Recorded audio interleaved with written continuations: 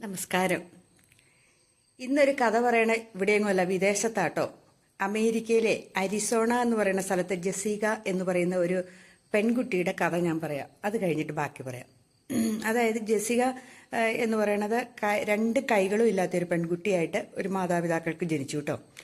അപ്പം മറ്റുള്ള കുട്ടികളെ പോലെ തന്നെ ഇവളെ വളർത്തണം എന്ന് അവളുടെ അച്ഛനും അമ്മയും തീരുമാനിച്ചു. അങ്ങനെ ആ പെൺകുട്ടീനെ അവരുടെ അച്ഛനും അമ്മയും കൂടെ നൃത്തം പഠിപ്പിച്ചു. പിന്നെ എല്ലാ കാര്യങ്ങളും, തലമുടി കെട്ടണത്, ഭക്ഷണം അത്യാവശ്യം പാകം ചെയ്യാൻ, എല്ലാം അവൾക്ക് ഒരു സാധാരണ ഒരു പെൺകുട്ടി എന്തെല്ലാം ചെയ്യുമോ അതെല്ലാം ഈ ജെസികേനെ അവളുടെ മാതാപിതാക്കൾ പഠിപ്പിച്ചു. പിന്നെ കരാട്ടെ പഠിപ്പിച്ചു, നൃത്തം പഠിപ്പിച്ചു. അങ്ങനെ അവൾ ഒരു മിടുക്കി കുട്ടിയായിട്ട് ഇവരുടെ ഇടയ്ക്ക് സുന്ദരി കുട്ടിയായിട്ട് അങ്ങനെ വളർന്നുകൊണ്ടിരുന്നു. അപ്പോൾ പ്രായമായി കഴിഞ്ഞപ്പോൾ ഇവൾ ഭയങ്കര നല്ല രീതിയിൽ നൃത്തമൊക്കെ കളിച്ചുകൊണ്ടിരുന്നു. കഴിഞ്ഞപ്പം ഒരു ദിവസം ഒരു സ്റ്റേജ് പ്രോഗ്രാം വന്നപ്പം ഇവൾ ഈ അധ്യാപികയോട് ചോദിച്ചു, ഞാൻ സ്റ്റേജിൽ പുറകിൽ നിന്ന് കളിച്ചോട്ടെ, മുമ്പിൽ കൈയൊക്കെ ഉള്ളവർ നിന്ന് കളിച്ചോട്ടെ എന്നിങ്ങനെ പറഞ്ഞു. അപ്പോൾ ഈ അധ്യാപിക പറഞ്ഞു, വേണ്ട വേണ്ട, അവിടെ മുൻനിര എന്നും പിൻനിര എന്നും പറഞ്ഞ് രണ്ട് നിരകളില്ല, നീ മുമ്പിൽ തന്നെ നിന്ന് കളിച്ചാൽ മതി എന്നിങ്ങനെ അധ്യാപിക പറഞ്ഞു. അത് അവക്കടെ മനസ്സിൽ കൊണ്ടുപോയി. അപ്പോൾ അവൾ പിന്നെ വിചാരിച്ചു, അപ്പോൾ എനിക്ക് ഇത്രയും കഴിവുകളുണ്ടെന്നല്ലേ എൻ്റെ അധ്യാപിക എന്നോട് പറഞ്ഞത്. അപ്പം അത് ചിന്തിച്ച് അവൾ പിന്നീട് അവളുടെ ജീവിതത്തിൽ ഒരു പാഠമാക്കിയെടുക്കാൻ തീരുമാനിച്ചു.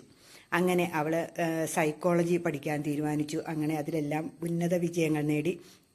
അങ്ങനെ വിദ്യാഭ്യാസത്തിലും ഉന്നത നിലയിൽ എത്തിക്കഴിഞ്ഞപ്പം ഇങ്ങനെ ഈ മോട്ടിവേഷൻ ക്ലാസ്സുകൾ ഒക്കെ എടുക്കാൻ വേണ്ടിയിട്ട് അങ്ങനെ പോകാൻ തുടങ്ങി.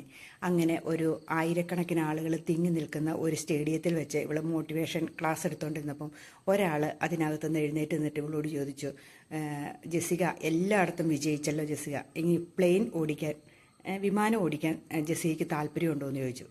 അപ്പം അവളതൊരു തമാശയായിട്ടെടുത്തു. പിന്നെ അവൾ പറഞ്ഞു, ഉണ്ട്, താല്പര്യമുണ്ടെന്ന് പറഞ്ഞു.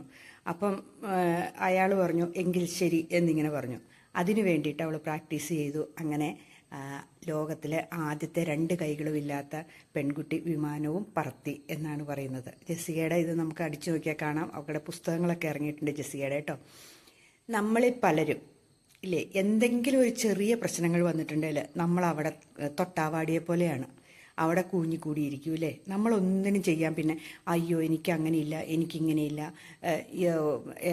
ചിലർ പറയുന്ന കാര്യങ്ങൾ കേട്ടാൽ നമ്മൾ അത്ഭുതപ്പെട്ടു പോകും. എൻ്റെ കണ്ണിൻ്റെ ഷേപ്പ് മോശമാണ്, മൂക്കിൻ്റെ ഷേപ്പ് മോശമാണ്, അല്ലെ ഞാൻ സംസാരിക്കണ എൻ്റെ പല്ല് പൊങ്ങിയതാ. ഇങ്ങനെയുള്ള ചെറിയ ചെറിയ കാര്യങ്ങൾക്ക് വേണ്ടിയിട്ട് എന്തോരം പേര് കിടന്ന് വിഷമിക്കുന്നുണ്ടല്ലേ. നമ്മൾ ഇങ്ങനെയുള്ളവരുടെ ഇത് കാണുകയും കേൾക്കുകയും ചെയ്യുമ്പോൾ, വായിക്കുകയൊക്കെ ചെയ്യുമ്പോഴാണ് നമ്മളെല്ലാം തികഞ്ഞതായിട്ട് നമുക്ക് മതിയാവുന്നില്ല എന്നൊരു ചിന്ത നമ്മുടെ ഉള്ളിൻ്റെ ഉള്ളിൽ വേണം അല്ലേ. നമുക്കെല്ലാം ഉണ്ടെങ്കിലും പോരല്ലോ ഇല്ലേ. ഒന്ന് ചിന്തിച്ച് നോക്കിക്കേ. നമുക്ക് ഉയർത്തെഴുന്നേറ്റ് പോകാനുള്ള കഴിവുകളെല്ലാം തന്നിട്ടുണ്ട്. പക്ഷേ നമ്മൾ എന്നാണിക്കും ഇങ്ങനെയുള്ള ചെറിയ ചെറിയ പ്രശ്നങ്ങളുടെ പേരിൽ മാനസികമായിട്ട് വിഷമിച്ച് ജീവിതകാലം മുഴുവൻ വിഷമിച്ചിരിക്കുന്ന എത്രയോ പേരുണ്ട് ഇല്ലേ. ഇങ്ങനെ കഴിഞ്ഞ കുറച്ച് നാളുകൾക്ക് മുമ്പാട്ടോ കോയമ്പത്തൂർ വെച്ച് ഒരു പെൺകുട്ടീനെ ഞങ്ങൾ കണ്ടു. അവക്കടെ രണ്ട് കൈകളും ഇല്ല. അവൾ പൂക്കച്ചവടം നടത്തുന്നു. പൂവ് വിറ്റോണ്ട് നടക്കുവാണ്. ഈ മുല്ലപ്പൂവ്, പിച്ചിപ്പൂ, അരളിപ്പൂ എന്നൊക്കെ പറഞ്ഞിങ്ങനെ മാലകൾ കെട്ടി അവക്കടെ അവൾ കാലും കൊണ്ടിരുന്ന് മാലകൾ കെട്ടുന്നു. എന്നിട്ട് ഈ 3 വീല് ഉള്ള സ്കൂട്ടറിൽ അത് വെച്ച് ആ സ്കൂട്ടറിൽ തന്നെ ഇരുന്ന് അവൾ കച്ചവടം നടത്തുന്നു. ഒത്തിരി ആൾക്കാർ വന്ന് മേടിക്കുന്നു. ഞാനും മേടിച്ചു ആ കുട്ടിയുടെ അടുത്ത് നിന്ന് പൂവ്. സന്തോഷത്തോടു കൂടി ചിരിച്ചുകൊണ്ട് നമുക്ക് പൂവെല്ലാം കാലും കൊണ്ടാണ് കത്രിക വെച്ച് മുറിച്ചത് തരുന്നത്. കാലിൻ്റെ വിരലുകൾക്കിടയിൽ കത്രിക വെച്ചിട്ട് മുറിച്ച് നമുക്ക് പൂ തരുന്നു. പൂ കെട്ടിക്കൊടുക്കുന്നതും അവൾക്ക് കാലും കൊണ്ട് അവൾ കെട്ടും. അവളുടെ അമ്മ സഹായിക്കാറുണ്ട്, എങ്കിലും കാലും കൊണ്ട് പൂക്കൾ കെട്ടുന്നു. നമ്മളൊന്നൊന്ന് ഓർത്ത് നോക്കിക്കേ. ഇങ്ങനെയുള്ള എന്തോരം പേരുണ്ടല്ലേ. കല ഉണ്ടാക്കുന്ന ഈ കല ഇങ്ങനെ മെനയുന്ന ഒത്തിരി പേരെ നമ്മൾ കണ്ടിട്ടില്ലേ.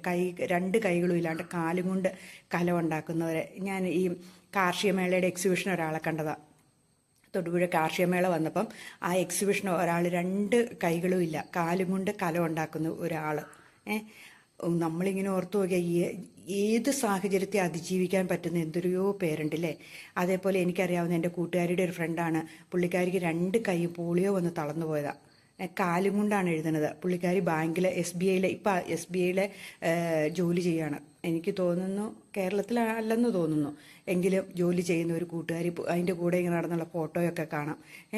ഒന്ന് ഓർത്ത് നോക്കിയേ, അവർക്ക് ആ രണ്ട് കൈയും പോളിയോ വന്ന് രണ്ട് കൈക്ക് സ്വാധീനം, 10-ാം വയസ്സിലെങ്ങാണ്ട് പോളിയോ വന്നാന്നാ പറയണേ. കൈയുണ്ട് പക്ഷെ സ്വാധീനമില്ല. അപ്പോൾ നമുക്കുള്ളതിനെ ഓർത്താ അല്ല നമ്മൾ സന്തോഷിക്കുന്നത്, നമുക്കില്ലാത്ത ഒന്നിനെ ഓർത്താണ് നമ്മൾ അധികവും സങ്കടപ്പെടുന്നതും വിഷമിക്കുന്നതും ഒക്കെ അല്ലേ. ഒന്ന് ഓർത്ത് നോക്കിയേ. അപ്പം നമുക്കുള്ള കൊച്ചു കൊച്ചു സന്തോഷങ്ങൾ നമ്മൾ കണ്ടെത്തുക, അതിനകത്ത് നമ്മൾ ആനന്ദം കണ്ടെത്തുക. നമുക്ക് ഇത്രയൊക്കെ തന്നല്ലോ, ഒരംഗവൈകല്യം ഇല്ലാണ്ട് നമ്മൾ ഈ ഭൂമിയിൽ ജീവിക്കുന്നുണ്ടല്ലോ ഇല്ലേ. നമുക്ക് എല്ലാം നമുക്ക് വേണ്ടതാണ് ദൈവം തന്നേക്കണത്, അല്ലാണ്ട് മറ്റൊരാൾക്ക് ഉള്ളതല്ല നമുക്ക് തന്നേക്കണത്. ശരിയല്ലേ? നമുക്ക് എന്തൊക്കെയോ വേണം, അതൊക്കെ ദൈവം തന്നിട്ടുണ്ട്. എന്തൊക്കെ പ്രതിസന്ധി വന്നോ അതൊക്കെ നമുക്ക് തരണം ചെയ്യാൻ കഴിയും എന്ന് ദൈവത്തിനറിയാം. അതുകൊണ്ടാണ് നമുക്കതെല്ലാം തന്നേക്കുന്നത്. അങ്ങനെ മാത്രം വിചാരിക്കുക. അപ്പം നമുക്ക് എല്ലാത്തിൽ നിന്നും രക്ഷപ്പെടാൻ സാധിക്കും. അല്ലാതെ ഇതെനിക്ക് മാത്രമേ ഉള്ളൂ, മറ്റുള്ളവർക്കൊന്നും ഇങ്ങനെയില്ല, എല്ലാവരുടെയും എൻ്റെ ജീവിതം തന്നെ ഇങ്ങനെ എന്നോർത്ത് നമ്മൾ വിഷമിച്ചിരിക്കാതിരിക്കുക. നമ്മുടെ ജീവിതത്തെ ഓരോ നിമിഷവും നമ്മൾ സന്തോഷിക്കാൻ ശ്രമിച്ചു നോക്കിയേ, നമ്മളിലേക്ക് സന്തോഷം മാത്രമേ വന്നു കൂടുകയുള്ളൂ. നമ്മുടെ കണ്ണുകളെ, നമ്മുടെ ചുണ്ടുകളെ, നമ്മുടെ മൂക്കിനെ, നമുക്കുള്ള ഓരോ അവയവങ്ങളെയും നമ്മൾ സന്തോഷത്തോടെ കാണുക. നമ്മുടെ ജീവിതം മാറ്റിമറിയുന്നേ. അപ്പോൾ ഈ ജെസ്സിയെ പോലുള്ള ഇങ്ങനെയുള്ളവർ നമ്മുടെ ജീവിതത്തിൽ ഒരു പാഠമായിരിക്കണം. ഇങ്ങനെയുള്ളവരുടെ ഇതൊക്കെ കാണുകയോ കേൾക്കുകയോ പറയുകയോ ചിന്തിക്കുകയോ ഒക്കെ ചെയ്യുമ്പോൾ ഉണ്ടല്ലോ, നമുക്കൊരു പോസിറ്റീവ് എനർജി ഉണ്ടാകും എന്നാണ് എനിക്ക് തോന്നുന്നത്. എനിക്ക് ഒത്തിരി അത്ഭുതങ്ങൾ തോന്നിയ കഥകളാട്ടോ ഞാനീ പറഞ്ഞത് ഇല്ലേ. ഒരു ഒരു ചേട്ടൻ ഈ തോട്ടയിടുക എന്ന് കേട്ടിട്ടില്ലേ, ഇങ്ങനെ മീൻ പിടിക്കാൻ വേണ്ടിയിട്ട്. അങ്ങനെ പുഴയിൽ ഒരു കൈ മൊത്തം പുള്ളിയുടെ പറഞ്ഞു പോയി. ആ തോട്ട ഇങ്ങനെ ഇടുമ്പം തോട്ട കയ്യിലിരുന്ന് പൊട്ടി. തോട്ട എന്ന് പറഞ്ഞാൽ ഒരു തരം പടക്കം പോലത്തെ രണ്ട് സാധനങ്ങളാണ്. അതിങ്ങനെ കയ്യിലിരുന്ന് പൊട്ടിയിട്ട് ഈ നമ്മുടെ ഷോൾഡറും ഒത്ത് മൊത്തം പറഞ്ഞു പോയിട്ട് പുള്ളി ഇരിപ്പുണ്ട്. പുള്ളിക്കിപ്പോൾ പോസ്റ്റ് ഓഫീസിൽ ജോലിയുണ്ട്. അതായത് ഹെഡ് പോസ്റ്റ് ഓഫീസിൽ ജോലി ചെയ്യുന്നുണ്ട് ചേട്ടൻ. അപ്പം ആ ചേട്ടൻ പോസ്റ്റ്മാനായിട്ട് ഒരു കൈയും കൊണ്ട് സൈക്കിൾ ചവിട്ടി കാലും കൊണ്ടും ചവിട്ടി ഇങ്ങനെ ലെറ്റർ കൊണ്ട് കൊടുക്കാൻ പോകുന്നതൊക്കെ എനിക്കറിയാമായിരുന്നു. ഇപ്പോഴും ഞാൻ കാണാറുണ്ട് ആ ചേട്ടനെ.